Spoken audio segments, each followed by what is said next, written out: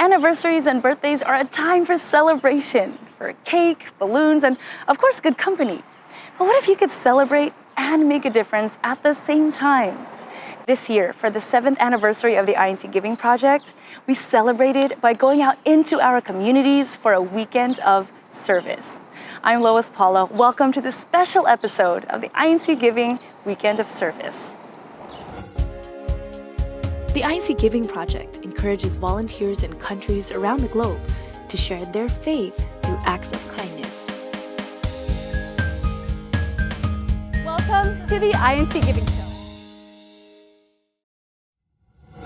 While many know April as National Volunteer Month, a month to recognize efforts of volunteers, it's also the month that the INC Giving Project launched in 2011, a project that has since moved volunteers around the world to make a difference in their communities. And this first weekend of April, wearing INC Giving shirts and buttons, we did it together. For the weekend of service, the INC Giving camera crew editors and we went to a build site in Santa Ana, California with Habitat for Humanity. Morning!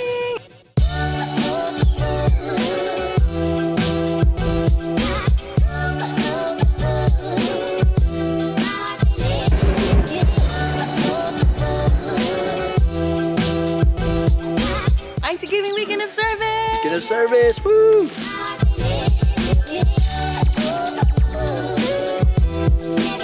So the crew is here in Santa Ana for Habitat Humanity. We're gonna help build a home, guys.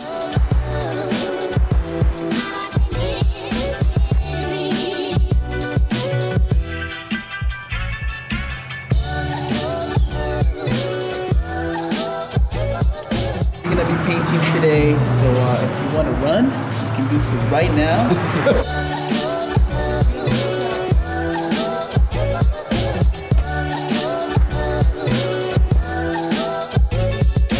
As we got ready on the construction site, we checked in on social media to see how all of you were participating in the weekend of service. Through post after post on social media, we saw photos and videos of how you were participating in the INC Giving Weekend of Service. INC Giving volunteers in Gilbert, Arizona spent some quality time at a senior care home. In the Chesapeake Bay, INC Giving volunteers made military care packages. And the list, just from this weekend of service, goes on and on. Now, you don't always have to volunteer in groups. You can be an INC Giving volunteer as an individual, just like this volunteer did in the San Francisco Bay Area. She made a milestone in her life into something selfless, something that could also benefit other women.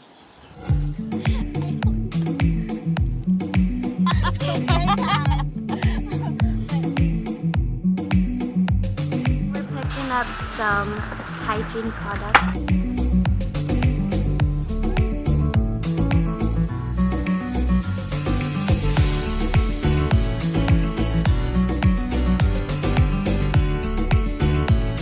The Blossom Project is an organization that makes care packages of hygiene products for homeless women who don't have access to those resources. Since the weekend of service fell on the weekend of my birthday, whenever someone asked me what I wanted, I asked them to donate to this cause because I know how hard it is to be on the time of the month, and I can't even imagine how hard it would be not to have access to hygiene products. I'm actually really proud of her for thinking outside of herself, and it's a really nice gesture for her to celebrate her birthday this way. I thought this party was great because not only do we get to celebrate her birthday, but also we're doing something important for the community, which is not normally what people do on their birthday. So again, it's very selfless and it's kind of her, and I wanted to, kind of support that and be a part of that. This week we've actually been posting a lot on social media just to reach out to anyone who might want to help. And my sister's first post, there's actually a lot of responses and a lot of women. There were even men too, but the response was so positive. After this party, we're actually going to go to the Blossom Project U-Haul and give them all of the items we were able to collect.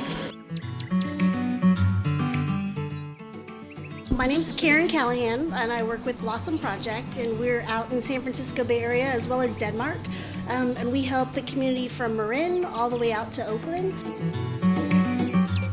I know that it's an issue throughout the Bay Area, homelessness in general, but having women being homeless, they're the most vulnerable. And then they also, on top of that, have female hygiene that they have to take care of themselves, and they're not always doing that. And so that's really where this whole need was identified. So we started the Blossom Project to go ahead and help. I feel happy that I'm able to help the community, especially those who they're not able to have easy access to all of these resources. Well, I think it's very impressive and amazing, and we greatly appreciate that. I mean, that's such a selfless thing to want to volunteer and donate and contribute for something other than yourselves. And I feel like more people like that is what we need to really help.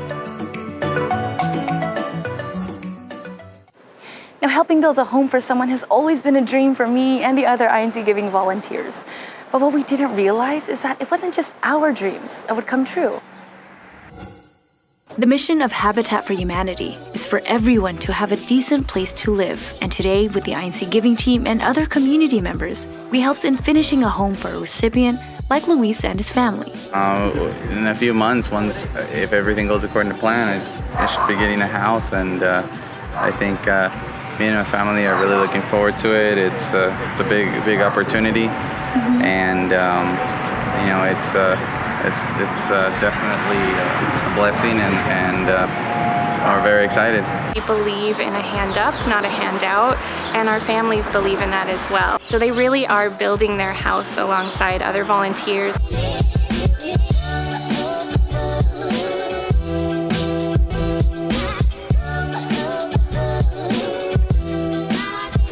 Yeah, I know the families that are going to be moving to the houses. It's really nice to see them get a house. These are people that are hardworking families that their situation might not be the best. And at the end of the day, you see them when they get their home. Their kids are happy, the whole family's happy.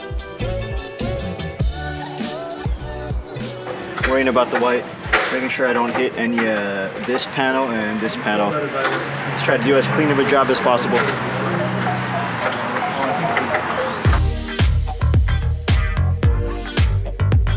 Jazel and I are assigned to trim, and Nan is on some super high extension ladder. Say hi, Nan.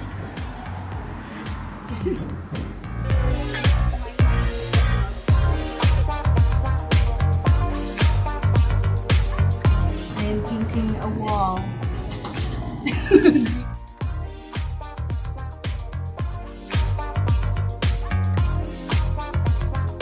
When someone comes on site for the first time and they've never volunteered with us before, you can tell by the end of the day they have something we like to call habititis. You've really sweat, you've really worked hard for the day, you're physically tired, and it's all for the purpose of serving someone else, and it's true sacrifice. And it was true. After a long day, I, along with the volunteers, were happy knowing we helped our neighbor, like Luis, get closer to the dream of having a home for their family. I'm grateful, to be honest, with people showing up, because it's rare when you have people doing something for someone else for nothing. Most of these houses are being built by volunteers, so it's very helpful, and it wouldn't be possible without the volunteers. So it's definitely big thanks to anyone who comes and helps out, and it really does make a difference. It was so great to be able to meet Luis and help him and other residents get closer to their dreams of having a home for their families. And we did it together as a team. And that's what volunteers in Milwaukee did. Up next, see how one teacher helps students also get one step closer to their educational dreams with the help of the INC Giving Project. We can all remember how tough middle school can be, but it can be especially challenging when you don't have access to even the basics. On a daily basis, I probably have about 70 scholars come up to me asking for a pencil, just a pencil. Another 70 may ask for a piece of paper to be able to do their work. Katrina Rojas, a middle school science teacher from the Milwaukee Scholars Charter School, has seen the struggle firsthand in her 3 years of teaching. The scholars that I teach come from impoverished families, whether it's, granola bars, trail mix, because they weren't able to pack themselves a lunch, or have breakfast because they came late, or like we said, hygiene product, these things that we take for granted. I always make sure that my desk or my cabinets are stocked with whatever my scholars need. But like many teachers teaching in low-income neighborhoods, where on average they spend more of their own money to equip their classrooms, the struggle to provide these items can sometimes take its toll on even the most generous of teachers. It's not that they don't want to be prepared, they just cannot be prepared. We have to provide a great deal of it for them, but teachers cannot continue to take it out of their pockets, and of course school budgets are only so big. So with the INC Giving Weekend of Service approaching, Katrina reached out to Barbara, the dean of the school, with an idea. And ask her, what do teachers need? What do the scholars need? And we came up with a list. So the supplies that you don't usually find typically on a school supply list are things that scholars also need, such as female hygiene products. Those types of products, it can be embarrassing for a middle schooler to ask one of their friends, hey, can I borrow one? Because my mom wasn't able to buy me any, or it's even embarrassing for them to even ask me. So if I can help them out and take that burden away from them, I'll do it. Armed with a list of necessities she knew her students needed, she recruited the help of INC Giving volunteers from Milwaukee to gather items and deliver them to the school. So for these type of items, these are just everyday needed items, and to which we're just incredibly grateful.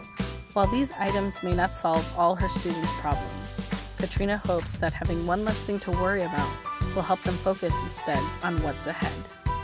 For my scholars, I hope, my biggest hope is that they are able to achieve their full potential, that they are able to succeed in life, even past, leaving my classroom. INC Giving Weekend of Service. Thank you, Katrina, and the INC Giving volunteers in Milwaukee for that story. Let us know when you're having your next INC Giving event with the Milwaukee Charter School. I know there are many of us who would want to help. And many volunteers are highly skilled professionals who teach or share their skills pro bono. That's what INC Giving volunteers in New Jersey did. They spent a day that they could have used to add to their own paycheck to help members of their community for free. So we want to educate the public on what are the symptoms of different chronic conditions like diabetes, high blood pressure, high cholesterol, because these chronic conditions can also be prevented. Annie Lynn, a registered nurse in New Jersey, is passionate about her line of work. So Annie Lynn didn't hesitate to help when she found out that INC Giving volunteers were providing free medical screenings to the community surrounding the Iglesia Cristo House of Worship in Elizabeth, New Jersey. Most of the health professionals in church were notified, so we came together to bring our resources, our knowledge, education materials, some screening tools like blood pressure monitors, blood sugar monitors, and we try to advertise it to the community by distributing the invitations. Nelson Roman saw the advertisement for the INC Giving event. I mainly come by the parking lot area of the church majority of the time to cut to work. So I'd seen the sign and I decided to see what it was about. He appreciated the free health screening. Today's event is beneficial to the community. If your health is kind of down and they tell you about that, you know that you would have to make certain changes to improve your life, and that's why this is beneficial to the community. Nelson learned more about his health and also learned more about the church he passes by every day on the way to work. What I can definitely say about this church is that this church is caring. And though I've only come here, like this is my first time here, I can feel like the family surrounding of it. I can definitely feel that caring and nurturing side of this church. I definitely would be interested in learning more about this church, because I feel that this type of church can definitely reach out to people who haven't been to a type of church where there's so much caring as it is right here. This is definitely like a family setting, and I love it. It is amazing. Now, being an INC Giving volunteer isn't something you can just easily turn on and off. It's a way of life, just as this Canadian INC Giving volunteer and mother of 2 proves. My name's Blair. I'll be your host, I guess, for today. I'm a firefighter. Marielle Mendiola Flores, a mother of 2, makes it a point to teach her children the importance of kindness. As a mother, we have big responsibilities. It's a big role, big job. So for us, as a role model as well, being able to teach our children how to also take care of other people around them. So always telling and reminding them to be kind, to always show acts of kindness, big or small, because those things they will learn as they get older. They take them with them wherever they go. We always want to be able to teach unto them not to be selfish, but to also, to have a big heart and to show that in any opportunity in any way possible. So when Marielle heard about the INC Giving Weekend of Service, she wanted to participate with her children to show kindness to some of the men and women who put themselves in harm's way for the safety of others, firefighters. Today we are actually presenting an award, seeing as it is also the anniversary of our INC Giving project, the 7th year. So we're doing our part in this part of Canada to give our appreciation and gratitude for all that they do. We may not see them, but we know what they do for everyone. We can actually see now what it takes to be part of an organisation like that. There was a big turnout. We learned a great deal what goes on behind the scenes, and I guess it's inspiring as well for not only the adults but the children. We start off, we're a 24-hour shift from 7 in the morning till 7 the following morning. Routine is basically come in, check our truck. That'll take a couple hours in the morning. Make sure all the haul chores are done, completed. When firefighters aren't busy putting out fires and putting time in the station, they also dedicate time to the community. Obviously, we do a lot of school groups, tours. We have school programs that educate the kids on fire safety and as us as community helpers, what we do in our community. It's really rewarding. Hold the air bottles, which controls the amount of air that we breathe when we're inside a fire or inside a place where you can't normally breathe, right? Just our presence there and telling them that we appreciate what they have done, what they continue to do for the community.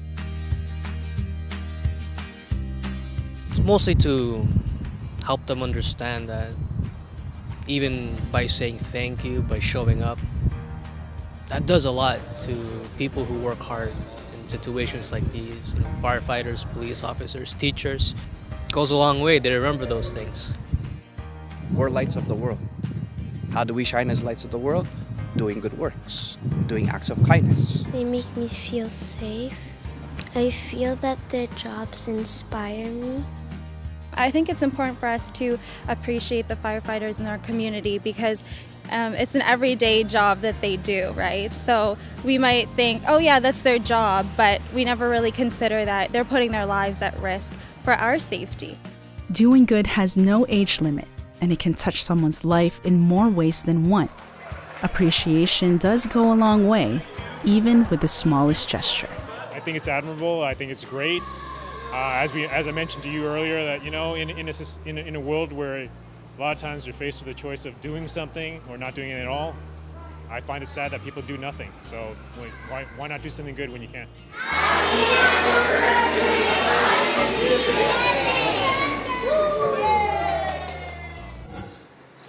Thank you for joining us on this special episode of INC Giving, and thank you for celebrating with us during the weekend of service. Seeing your posts and videos of giving and sharing with your community have really been amazing. So don't stop there. We want to hear of your volunteer efforts. Contact us on incgiving.org or the official INC Giving Facebook page to tell us how you're doing good. Submit your blog or just send us a message. Remember, whenever you possibly can, do good to those who need it. I'm Lois Paula. We'll see you next time.